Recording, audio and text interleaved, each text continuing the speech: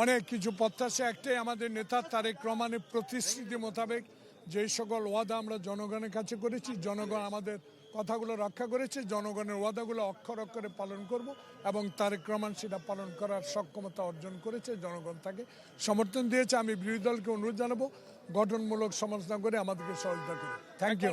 প্রাণবন্ত সংসদ দেশবাসী দেখতে পাবে বলে আশা করছি। নতুন সরকারের কাছে চ্যালেঞ্জগুলো কি হবে এবং কিভাবে মিট আপ করবেন? প্রধান চ্যালেঞ্জ হলো আইন শৃঙ্খলা পরিস্থিতির উন্নতি, অর্থনীতির উন্নয়ন এবং দেশ থেকে এই লুণ্ঠন এবং দুর্নীতিকে দূর করা এবং প্রতিটি স্তরে বিচারহীনতার যে সংস্কৃতি সেটি দূর করা, এগুলোই মোটামুটিভাবে চ্যালেঞ্জ। এবং আশা করি জনগণ বিএনপিকে যে ম্যান্ডেট দিয়েছে সে বলে বলিয়ান হয়ে সমস্যাসমূহ সমাধান করতে সক্ষম হবে।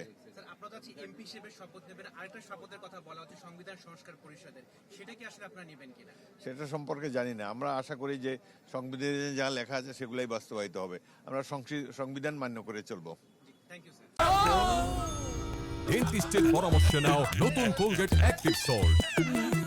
সমস্ত জঞ্জাট মুক্ত করে একটি আধুনিক সুন্দর বাংলাদেশ গড়বে, যেখানে থাকবে না কোনো সন্ত্রাসীদের জায়গা, মাদকাসক্তের জায়গা, দেশদ্রোহীদের জায়গা, লুটতরাদের জায়গা। এই জন্য আমরা আগামীতে সমস্ত চ্যালেঞ্জ গ্রহণ করব জনগণের পক্ষে, জনগণের সরকার গঠন এবং জনগণের সরকারের মধ্য দিয়ে এদেশ একটি সমৃদ্ধশালী রাষ্ট্র করবেন, যার নেতৃত্ব দিবেন জননেতা তারেক রহমান।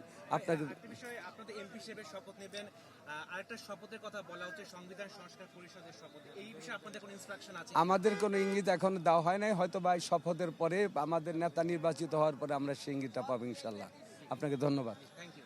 নির্বাচনের আগেই আমাদের ম্যানিফেস্টোতে বলেছি আমাদের কমিটমেন্টে 31 দফা আছে।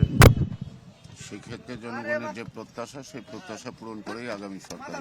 স্যার যদি একটু ফার্স্ট প্রায়োরিটি বলতেন স্যার, যে এটা কোনো সবকিছু তো ফার্স্ট প্রায়োরিটিতে আমি একা বলতে পারবো না, আমরা ডিসাইড করবো as per desire of the people. মানে আশা করছেন যে দেশের একটা পরিবর্তন আসবে? আশা করছি না, করতে হবে, পরিবর্তন করতে হবে। সেটা কি অর্থনৈতিক ভাবে নাকি আইন শৃঙ্খলা? সবকিছু মিলায়। আপনারা একসঙ্গে সব প্রস্তুত করেন না, আগে আমাদের দায়িত্ব নিতে দেন, তারপর দেখেন, অপেক্ষা করেন।